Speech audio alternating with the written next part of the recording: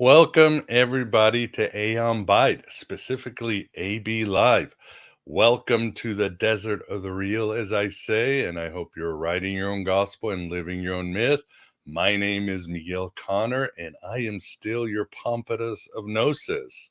And I hope everybody's doing well on this Mercury day, this day of Hermes and Odin. And today we have the sequel to a very intriguing, engaging, and very popular show, which was American Gnosis. And now we will have our second part, which will be just as full of gnosis. So, with us today for this sequel, it is a pleasure to have back Dr. Arthur Versluis. Arthur, thank you very much for coming back. Well, thank you, Miguel, and very, very slick introduction. I have to say the intro piece is terrific, and it's great to Thank be you. back here. Well, thank you. Thank you very much. Thank you very much. Yeah, still have Elvis on my head. I recently went to Graceland and it was an amazing trip. Need to share more. But yeah, um, again, I finally got to read American Gnosis, and I highly think this should be it should be on the shelf for anybody who's into the esoterica, modern Gnosticism, even ancient Gnosticism, as Arthur talks about some of these old groups and how they relate to today. And there's actually a promo which we will share later on if you want to get the book for a discount. I see people in the chat room. If you have any questions, please super chat them. As you can see, I am alone. Vance has his Clark Kent job, so he won't be able to join us. He will join us later today as we have another live show in the evening. So please super chat your questions or your complaints towards me. But why don't we hit the ground running?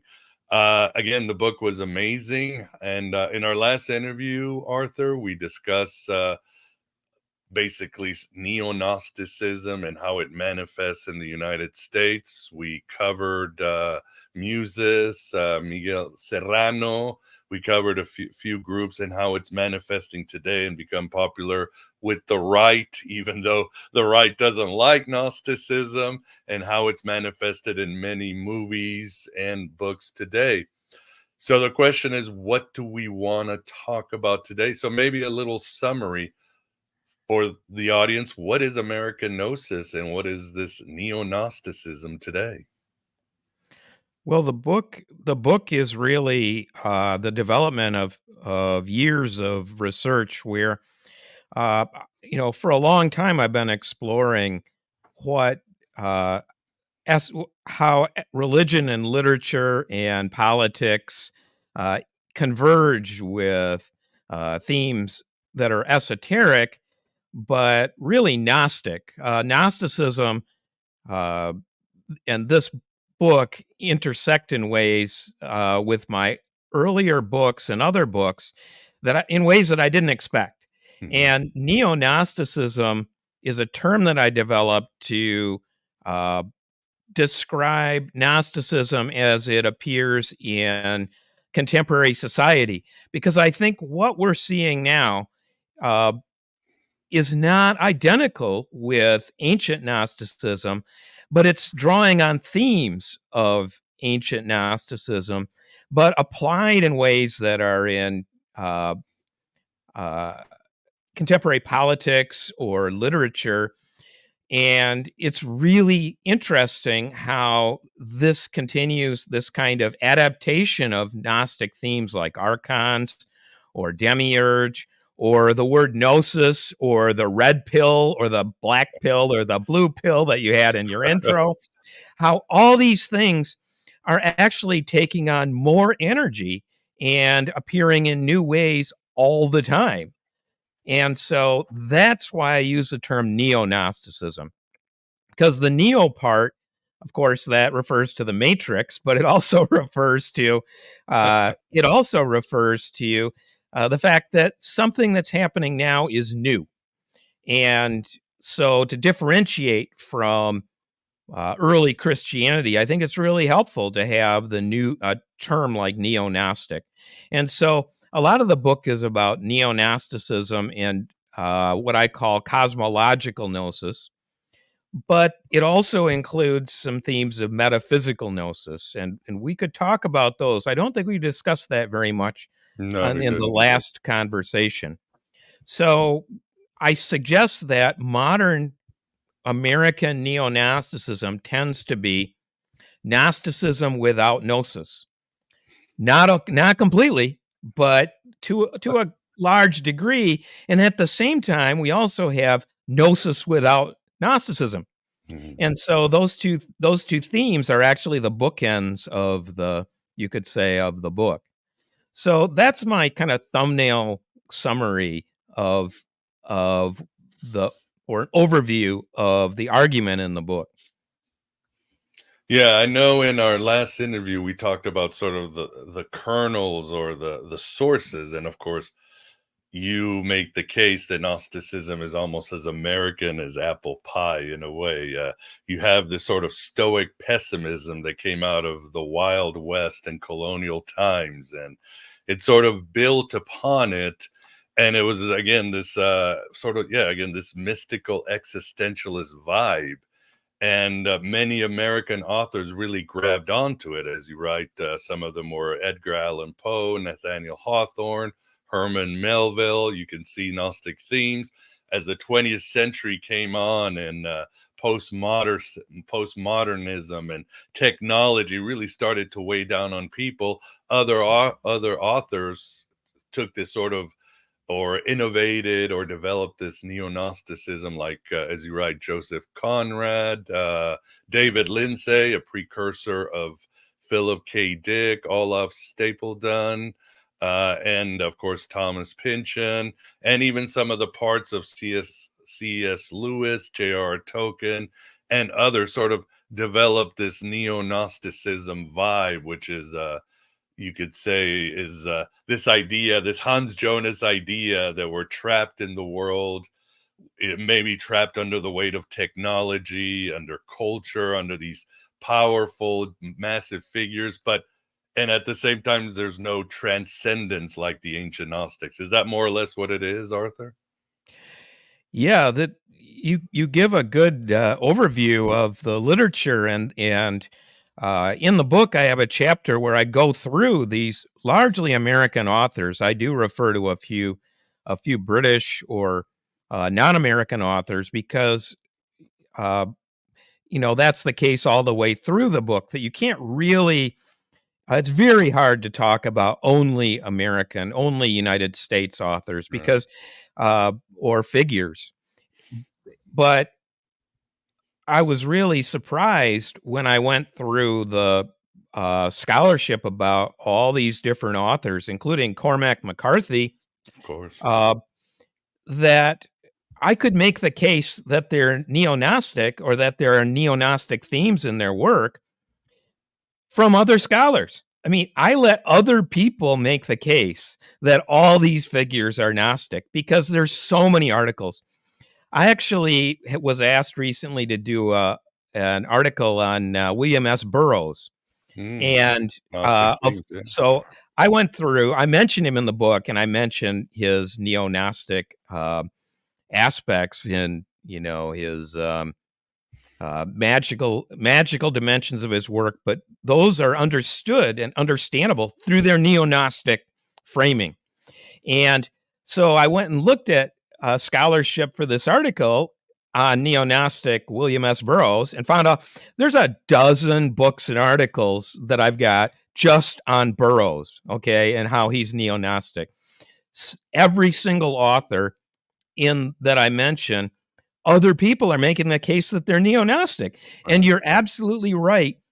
When you go through all of these different figures, there are these themes that keep recurring. And it's this underlying idea of, which you see in Pynchon as well, of being trapped or being in a hostile cosmos, and these archon figures, and a false cosmos that's created.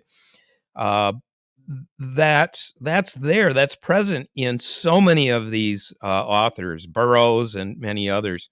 So it is, as you say, as American as apple pie. Yeah, you Absolutely even true. quote Pynchon, and you quote him saying, he is critical of the quote, growing ascendancy of the artificial over the natural.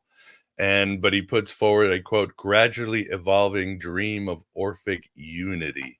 So yeah, that says it right there again. And again, we're trapped in this world, and it could be technology. We've fallen into technology, and now the nightmare of William Blake and Urizen, how we've become so into the age of enlightenment that now only reason, only the sort of mechanistic thinking, and as of course you've said, that always leads to totalitarianism if we don't do it. But the question, Arthur, would be this: you talk about neo-gnosticism is Gnosticism without transcendence. Some of the listeners might be saying, well, what do you mean by transcendence? Because of course you write in your book that there are no real Gnostic movies that have transcendence, and people might be saying, well, what are you talking about, Arthur? Neo becomes individuated at the end of the first Matrix, and in Dark City, Murdoch kind of, he masters the tuning and he's all happy with the sunset. So what do you mean there's no transcendence in this modern day Gnosticism?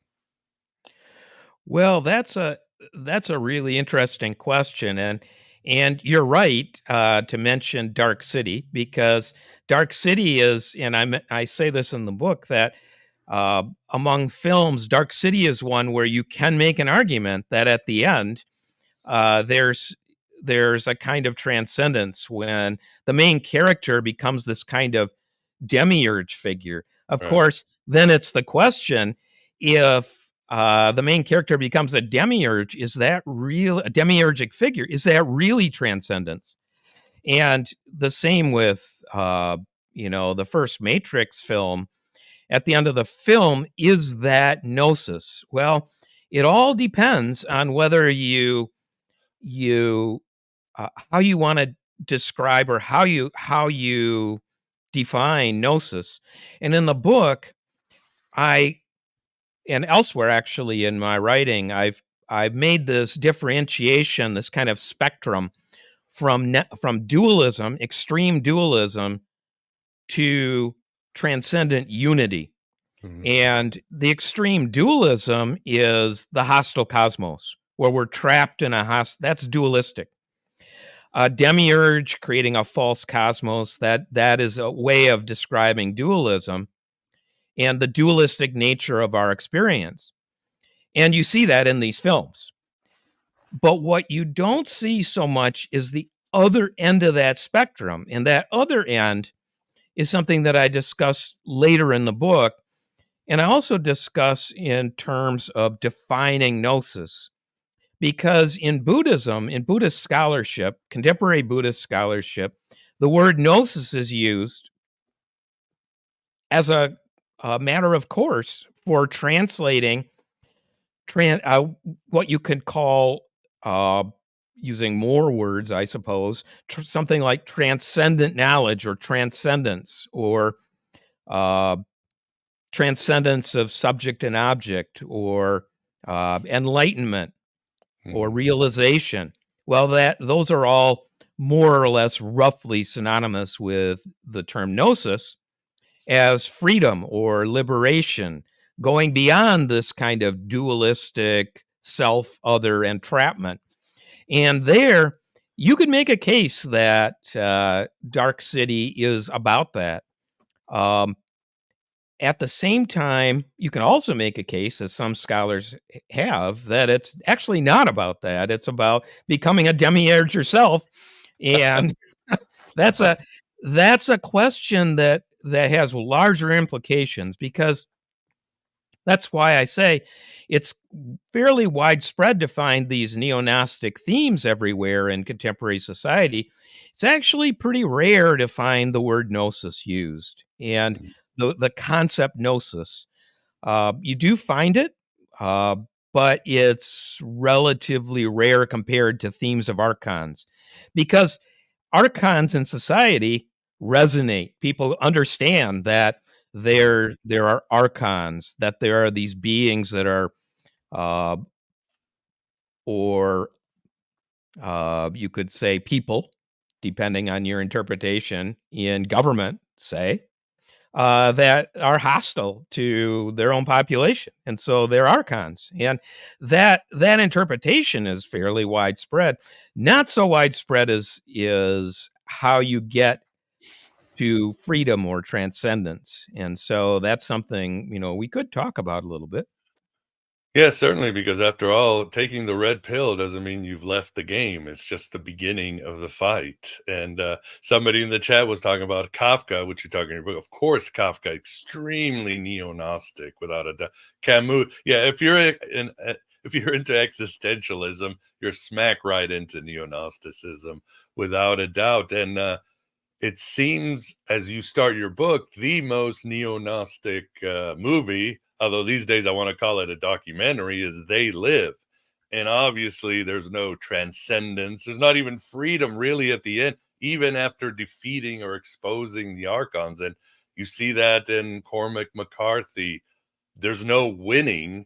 You even see that in Philip K. Dick and something like in his Valis trilogy. Sophia gets killed. They fail to expose. Valis gets destroyed. So, in a way, that is true. There's no winning at the end. It seems right. Well, in a lot of these now, Thomas Pynchon is interesting because I had thought of him as really pretty, pretty dark, pretty pessimistic. And Hmm. so when I went back to his work, uh, I discovered that there actually were some optimistic, or at least not totally black pessimistic elements in Pynchon's work. And so there are, every now and then there are these uh, moments of, you could say, illumination that appear where Pynchon is referring to a kind of Orphic dream, and a kind of Shambhala. Now it could be an illusion, that's illusion in the sense of illusory.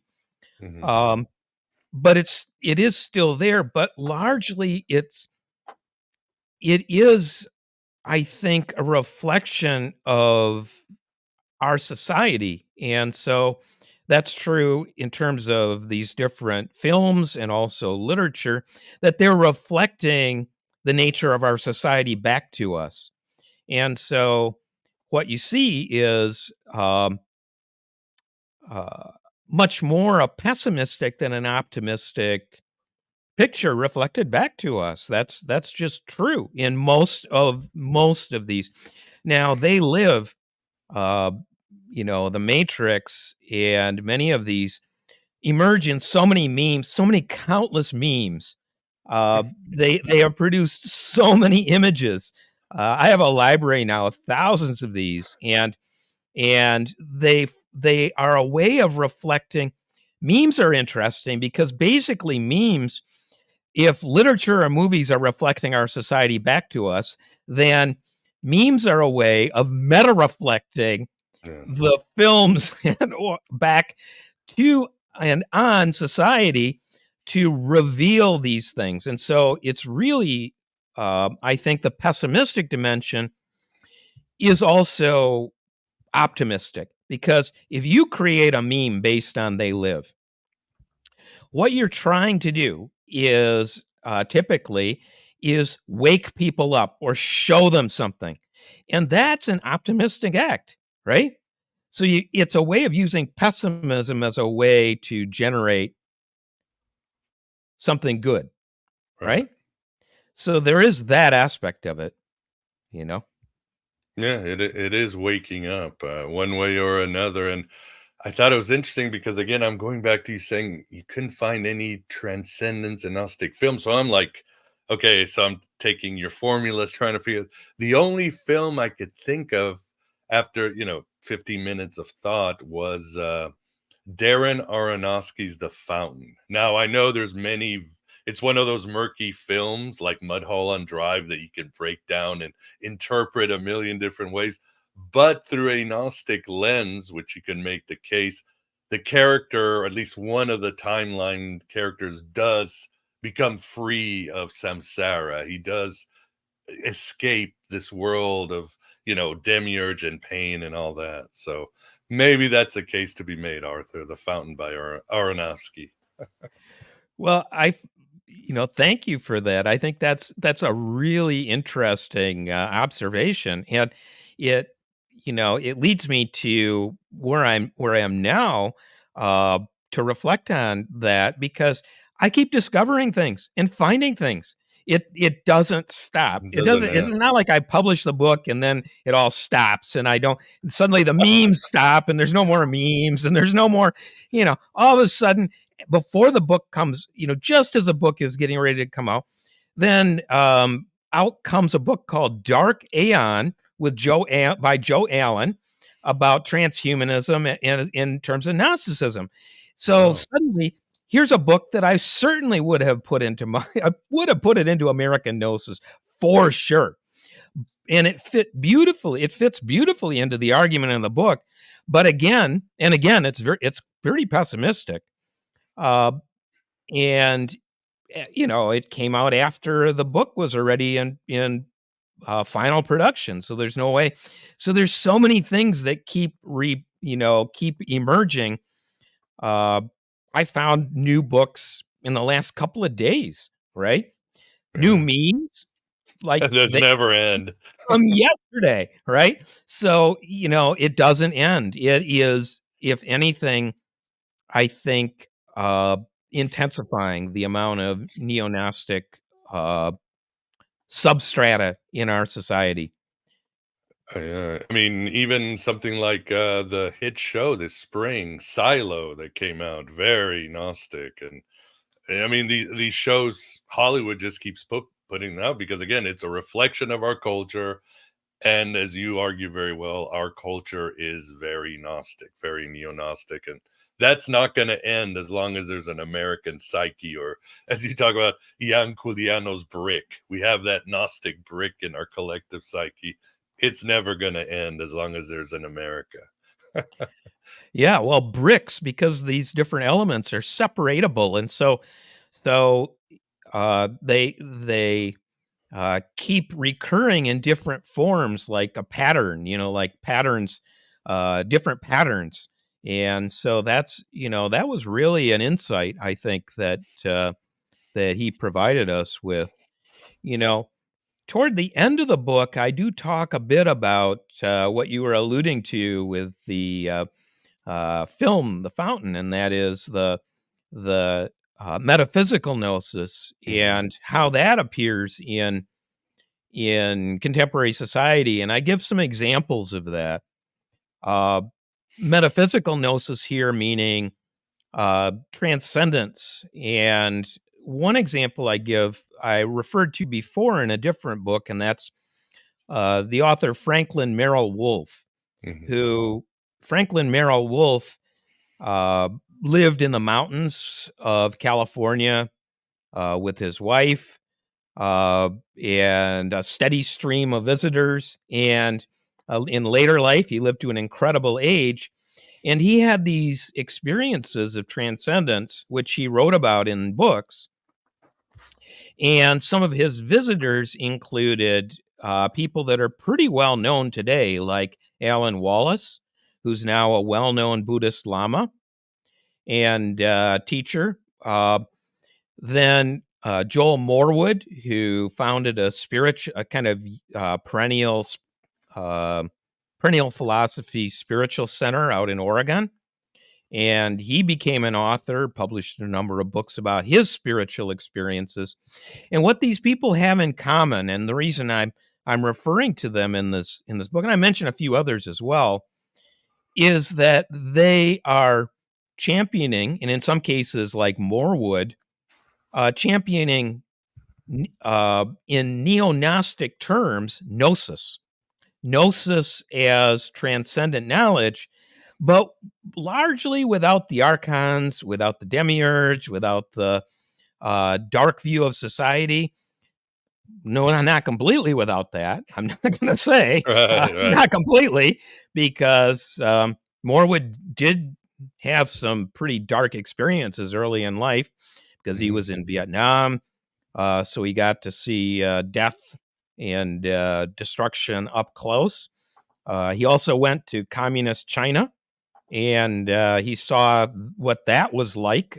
He was actually kind of a believer until he went, and he realized that what he was being given was a Potemkin village, this kind of false worldview. And then he came back, came back to the U.S., had this kind of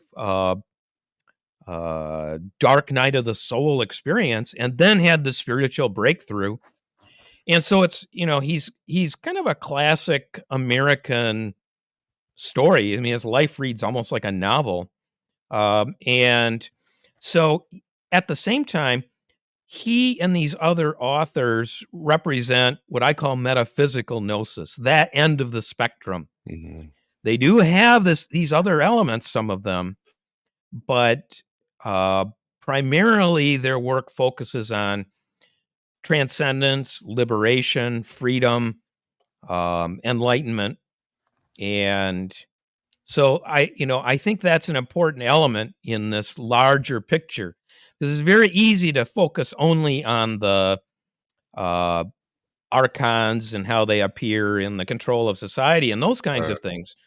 And those are important themes, but the gnosis part is central to, for example, the Gospel of Thomas and other Nag Hammadi texts. You can certainly argue, and gnosis is, often overlooked in discussions of Gnosticism. So I wanted to bring it in, explicitly, because I think it's vital to include that. Oh, yes, indeed, for sure. And why don't we get into something that will definitely resonate with the crowd today? Very popular figures, as you call them. You put these into, you have many categories so people can understand how Gnosticism manifests, just like in ancient times. There was no block Gnosticism. There were different groups who had different ideas. But you call these American Archontic Neognosticism. And of course, the two figures that are very popular are John Lamb Lash and David Icke, who have similar ideas and again have followers in the tens of thousands, perhaps hundreds of thousands across the world. I think there was a poll where I think 6% or 9% of Americans believed in the lizard people. So it has made an effect. So these figures are, would you say, the culmination? Because again, this is completely about the archons trapping us or trapping Sophia in the world. Although, like you said, Ike especially can go into really beautiful metaphysical speeches and talks, right? We're all one, everything's fine, kind of like Advaita Vedanta almost with Ike. That's absolutely true. And he his work has developed and changed over time, and I that's why I go through a number of his different books and different materials by Ike. And you're absolutely right, he includes these dimensions of spirituality, you could say, these spiritual elements that are that alleviate or relieve what otherwise would be or provide a way out of what otherwise would be a very, very dark vision, because being trapped, the interdimensional reptilians and the other aspects of things that he said about the nature of our society, contemporary global society, those are pretty pessimistic, and yet he has this optimistic side. And so he's a really interesting figure, and I discuss him at length, even though he really isn't. He is well known in America, and he can undoubtedly fill a stadium. But at the same time, he is across the pond. But he's influential enough that I felt I had to bring. Otherwise, some of the things I'm writing about would make no sense at all. You have to explain and discuss the different elements of his work in order to make sense of things that appear on Reddit or Gab or other sources of alternative, or you could say countercultural maybe thought. Mhm. Icke is very influential in sometimes surprising ways. Now, John Lamb Lash, he's a bit different in that he makes some claims about you know revelation and specific kinds of revelation in a Gnostic or neo-Gnostic context. And so he's also different in that he has these related websites and programs, some of which are uh, uh, how do you want to put it exactly? Uh, targeting individuals. He has a Mhm. program of Oh, yeah. a war party program, going out and targeting Tibetan individuals for magic. black magic, and that kind of thing. Well, that's quite different from Icke. So the two of them actually, there's a little bit of bad blood, and I talk about this in the book. And at they're very different in terms of how they. There's a lot of crossover, but they're ultimately pretty different in how they approach things. And so I think that comes out a little bit in terms of how I discuss them. But they're both, you're right, influential, um, and largely influential in getting out there ideas concerning control of society, control in society, elites, um, non-physical beings or interdimensional beings. All of these kinds of things are themes that go from their books and online presentations and other means out into society and become influential in ways that are sometimes hid a little hidden, but very powerful actually. So you find reptilian references uh, in the most unexpected places, I have to say. And unless you are unless you have David Icke in your head and you know this, you would have no idea. Like, what on earth is this green reptile photo of King Charles? What on earth is that? Right? Well, you got to go back all the way through this in order to figure out what that actually is referring to and how it fits into this larger neo-Gnostic picture. So it is fascinating. There's so many elements in this book that have been largely overlooked. And there's not a lot of scholarship on these kinds of things. And so I really enjoyed exploring and delving into these sometimes really wild areas. At the same time, Arthur, I mean, I think John Lamb Lash and David Icke, they have a good grasp on the Nag Hammadi library. I've read their articles. They understand the scholarship, the separation, all that stuff. So they have a good grasp. But again, it's almost like America. What's our thing? The last generation, space exploration, aliens, extraterrestrials. So they tie that very well to the archons, which again creates this new form of Gnosticism in today that makes sense. And there's an individual in the chat, Black Eagle, who keeps saying about how you and I need to go out to nature more and that nature's fine. But here's a little secret, Black Eagle. Gnosticism is very eco-friendly. In fact, John Lamb Lash is all about the environment, right? Gaia, Sophia, we need to be good to the earth. And when you look at ancient Gnostics like the Manichaeans, the Cathars, they were like the most eco-friendly people in the world. They were out in nature, they were vegetarians, they would not harm animals. They were like more environmentalists than any environmentalist today.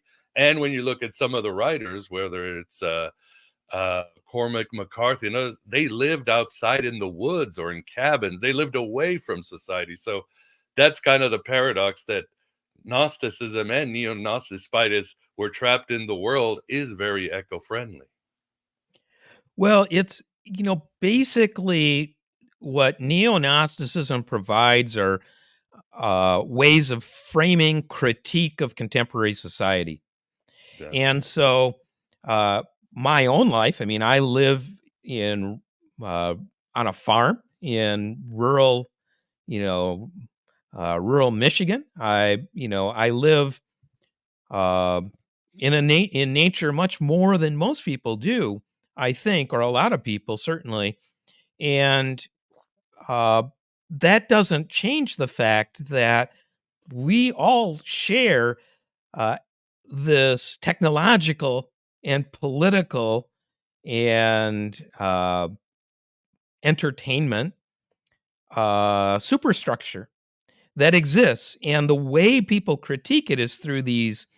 It's natural to critique it through these neo-gnostic terms because they work. They work really well, but that's a form of critique, and you don't want to confuse that critique with what if you're like David Icke, for example, he's critiquing contemporary society, but then he's pointing to an alternative, and the alternative is deeper, spiritual life, and in that he's very much aligned with a neo-gnostic or gnostic for that matter critique of the empire, right?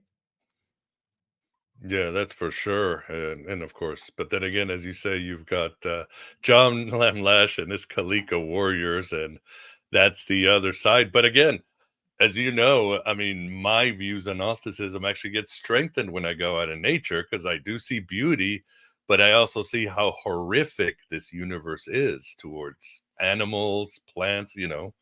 It's all right there. The Gnostics weren't just coming with stuff out of thin air. They saw that this was a universe of temporality, a universe of pain, death, and as you say, neo-Gnosticism extends it to like, oh my God, our governments and these creatures are all part of this. They're making things worse, like the angels in the Book of Enoch. They're just screwing things up. Well, one of the figures I discuss in the book was, and we mentioned him last time, was Charles Musset, who Hmm. makes a critique of not just society, but of the nature of our cosmos, of the world we find ourselves in. And he does it based partly on Mandean and Manichaean uh, Gnostic critiques of the idea of the fall of the cosmos, that our cosmos came about through a kind of mistake. He discusses this in ways that are really provocative and interesting.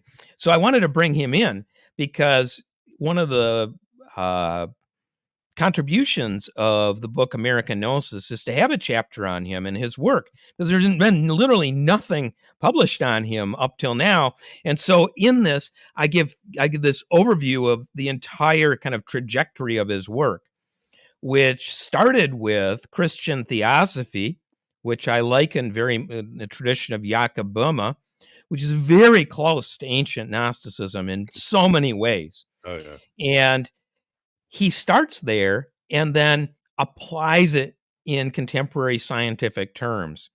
And he moved in the scientific community. He had a PhD actually in religion, but his a lot of his life work was in the sciences. He's an extremely fascinating character who very much would resonate with what you had said about the fallen nature of the cosmos that we find ourselves in, and what he called its parasitic nature. He was fascinated by the idea of parasitism and parasites. Mhm. And so he would be exploring this in scientific terms, but he was thinking about it really in larger cosmological terms. The idea that everything in our society, everything in our natural world is somehow imbued with suffering, and it didn't need to be this way. It was kind of a cosmic mistake. That was something that he really reflected on and discussed at length. So I wanted to mention that.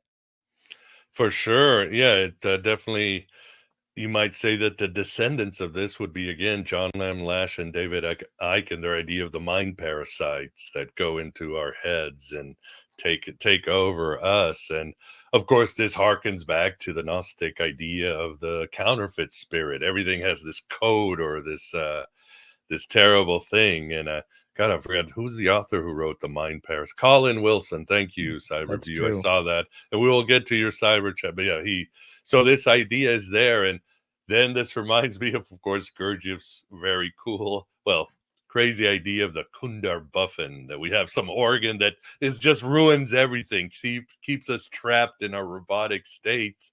But then you bring in an author who has like the answer to that, and that's what I wanted to get into, Arthur, because this figure may not be known well in the United States, but he is huge in South America, Europe. I mean, we're talking hundreds of thousands, millions of people, bigger than Scientology is, bigger than Theleman. That's Samael Aun Weor.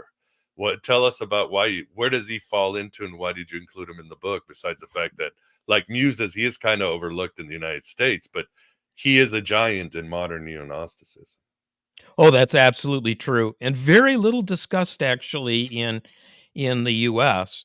But I included him because he's so influential. I mean, what I chose to do in discussing Weor uh, is essentially go through his books, because he was a prolific author, and he wasn't born with a name Samael Aun Weor. He took that name. That was a you know later assumed name, but as a South American author, he published. He came out of a kind of you could say 19th century, late 19th, early 20th century Theosophical Society worldview. He was very influenced by Theosophical Society, by Blavatsky's Secret Doctrine, and Isis Unveiled, and kind of that ambiance. So that's where he was coming from, and he's explicit about that. He it's very clear, and he also is drawing on a little bit on Gurdjieff and some other sources, but he had his own vision and his own very clearly, explicitly Gnostic vision. He calls it Gnostic.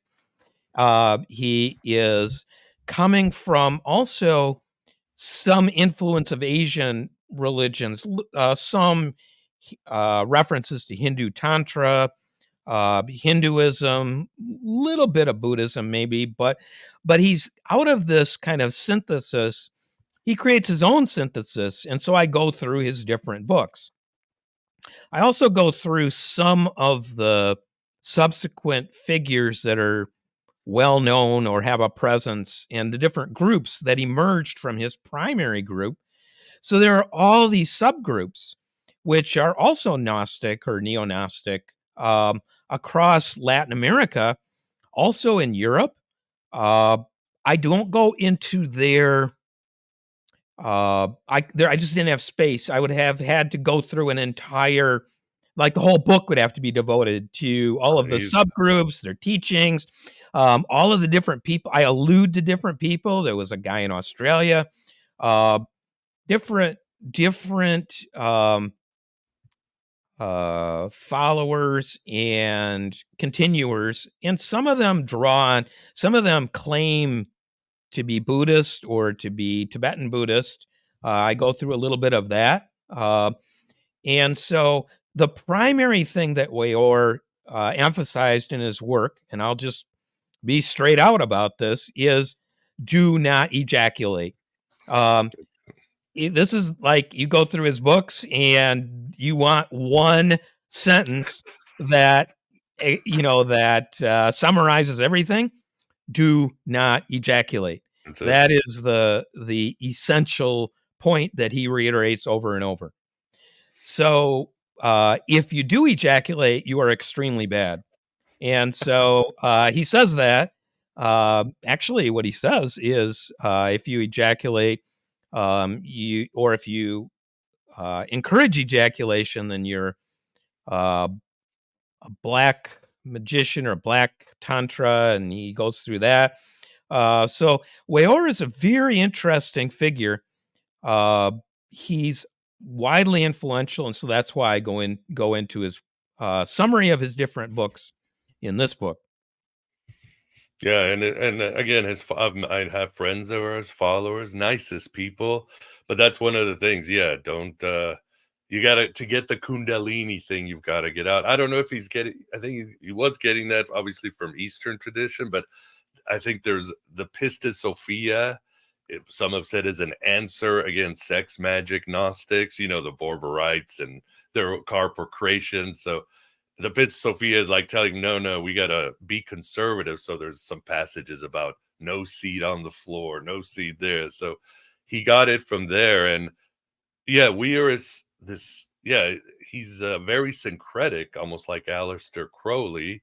I know, and there are some differences, like, Icke and Lamb are against this certain minority, unfortunately, in their writings. Weir is against homosexuals. That's very blatant, too, for some reason. And the idea that they call themselves like Samael, and he has a follower called Beelzebub, I think that's taken from the church father saying that the Gnostics always made heroes from villains. You had the Cainites, you had the Gospel of Judas, you had the Gnostics were always going for the little guy in the Bible and bringing him up. So they did the same thing. And the organ that I forgot to mention, as Gurdjieff says, the Kunda buffer, Weir had the Kundartiguador, which is the opposite, right? That's the organ that gives us gnosis, as long as we don't ejaculate. Well, it's interesting how you can see all of these different elements intersect or interwoven in Weor's work. There's definitely the case that he was drawing and referring to a whole array of different things, and it's not that there are whole books devoted to the theme of not ejaculating. Example of that, and that not in the Weor tradition. Here I'm referring to Cupid's Poisoned Arrow, which is a book about exactly that. In fact, my own book on Western sexual mysticism includes the idea which recurs in the 19th century into the 20th century of Carezza, which is sex without ejaculation, essentially. Mm-hmm. So that theme is present going back certainly into the 19th century, but much, much earlier than that. So there are different ways that these themes do reappear. And not surprisingly, it reappears in his work as well. Oh yeah, indeed, indeed, a fascinating figure, and so much to learn about him. But he has to be included in the conversation. Do you see any of the? I think you're right. Yeah, you do say he seems like a perennialist, but he does have some existential neo-gnosticism about the evil in the world, or what's Weir's take? Well, I would say he's explicitly positioning himself as Gnostic in ways that are uh, not perennialist like a lot of the figures that I was referring to earlier. I mean, to give an example, Joel Morwood positions himself as drawing on all these different traditions equally.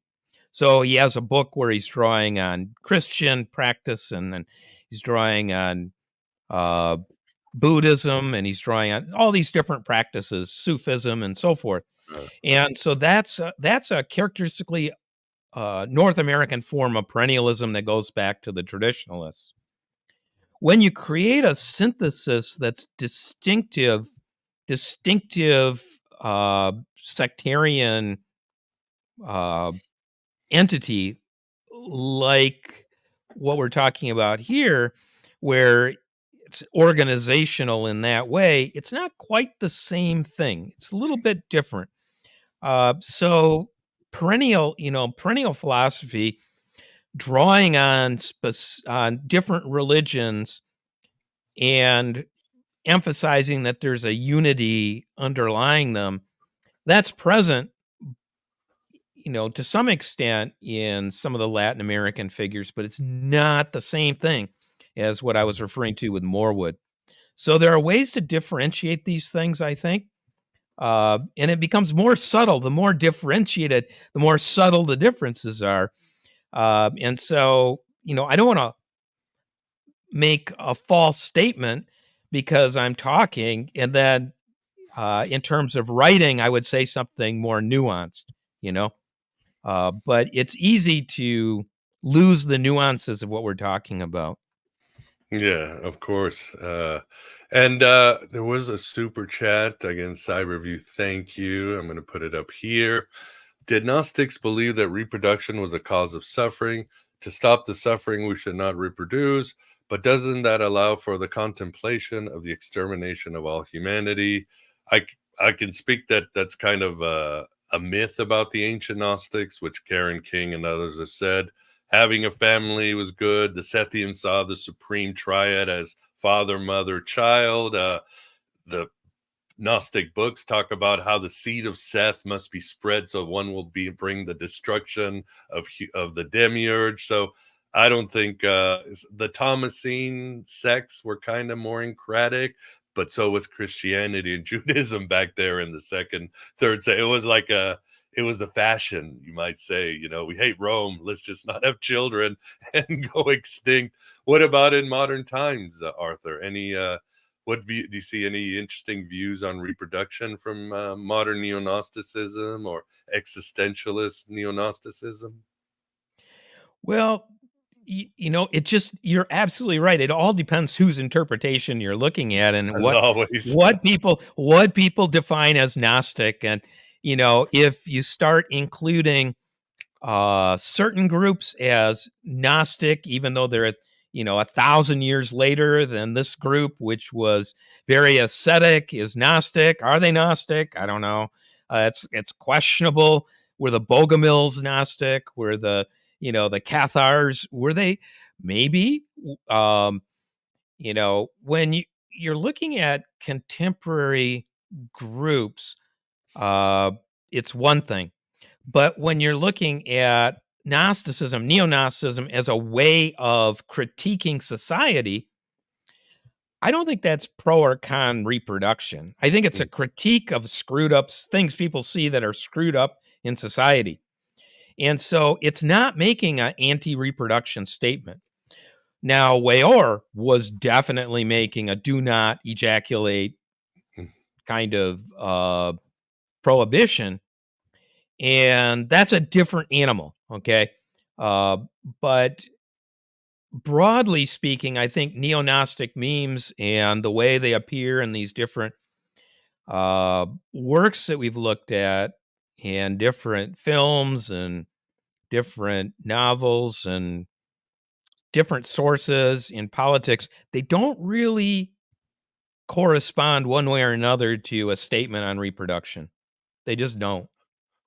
And if they are, we're still back to the American Gnosticism, because with our birth rates collapsing, we might end up like Graham was saying, Pong was saying, we might end up like the Shakers or some other groups will become extinct, just like it's happening in Japan and Europe. But anyway, I digress. Well, to as we get towards the end, Arthur, I don't know if there's anything else you want to mention. I thought I'd mention too, you have a great section on Psychedelic Gnosis, which of course that includes the exemplars like Terence McKenna, Daniel Pinchbeck, the reality sandwich crowd. And that's the idea of using entheogens to sort of deal with this simulation, right? Yeah, that's right. And Chris Beige too. Yeah. McKenna, if people are going to read anybody, on psychedelic gnosis, I would say McKenna, because he's just so much fun to read. Terence McKenna's sort of mind-blowing works, but that's true throughout that whole section. That I would say that chapter, like so much in the book, is mind-bending.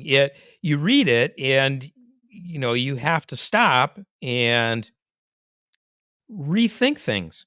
And so, this is true in terms of literature, it's true in terms of film, but it's true especially in the chapter on psychedelic gnosis. Mhm. So thanks for mentioning that. There's an apocalyptic worldview that's also kind of a sub theme to Mhm. tie in. But that apocalypticism is definitely present. There are actually apocalyptic prophecies in the chapter. Not my prophecies, but those of uh, Pinchbeck, as you mentioned, Chris Bache. The whole thing is his whole. He has a whole book called Dark Night, Early Dawn, which is essentially his LSD based prophecies, really, about what's happening and what's going to happen in terms of the breakdown of society and development of new society, which is kind of a mirror of a psychedelic breakdown and then recovery, but on a kind of collective level. And you read these things, and it just compels you to stop and say, wait, what? It's really one of the great joys of writing a book like this is that it allows me to participate in these kinds of moments of wait, what? Yeah, So yeah. 2012 wasn't that far away. yeah, that's right. It's and variants of that, undoubtedly will recur. I will make a prophecy that there will be more prophecies, No, yeah, for right? sure, for sure. Yeah, Yeah, yeah. for It sure. goes without saying. Yeah. So awesome. Well, as we were talking, and for the audience, let me put this up. Where is it? Here we see a picture. Let's get Arthur in here of American Gnosis. And for the audience, for the next few days, and I will have this on the show notes, both on the audio version and the video version that comes out on YouTube and Rockfin right after the show, and I'll read it to you. Right now, American Gnosis is on sale for the next few days for 40% off. That is only $54 for the hardcover. The promotion code is EXAAR23, and you must do it through the your publisher's website, right? And I'll have the Yeah. link on the show notes. Yeah. And I have the link on my personal website as well. And this is a very short term deal. And you have to go through the link. So they offered that. And what the heck? You know? So it's a pretty good deal. I don't actually get a better deal than that myself. So that's the truth. So, listen, I thank you for that. And hopefully people will find the book as fun as I did. Really, it's been fun to talk about it, and it was fun to write it. I really enjoyed doing it, and I enjoy sharing it. And it's so many different mind-bending things in this book, things that cause me to pause and reflect. So, thank you for the opportunity to reflect on it.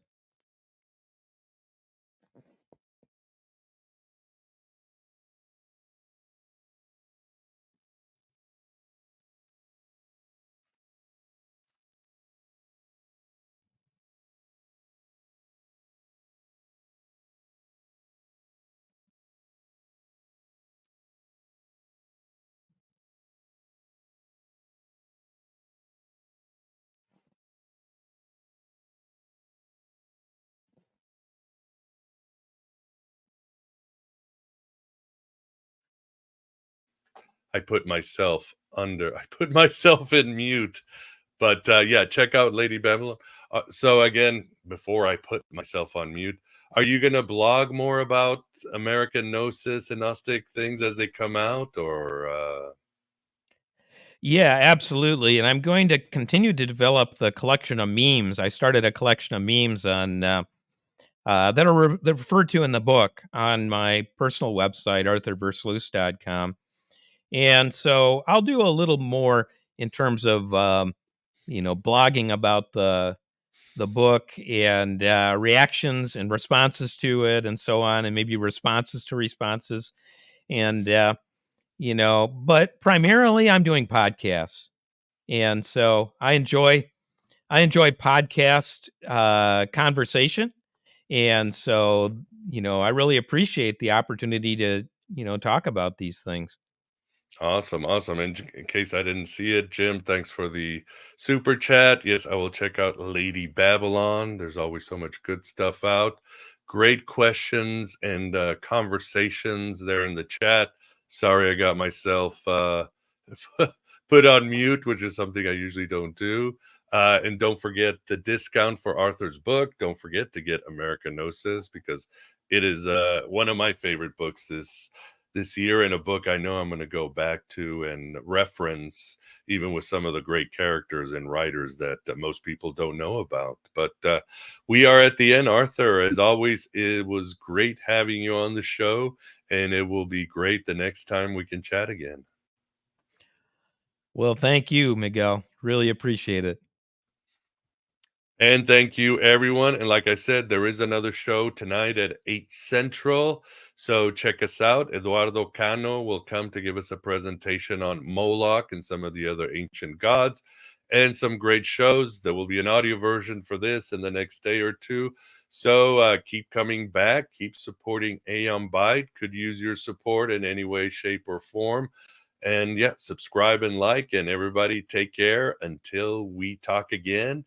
And enjoy the rest of your Mercury day until we meet again. Take care, everybody.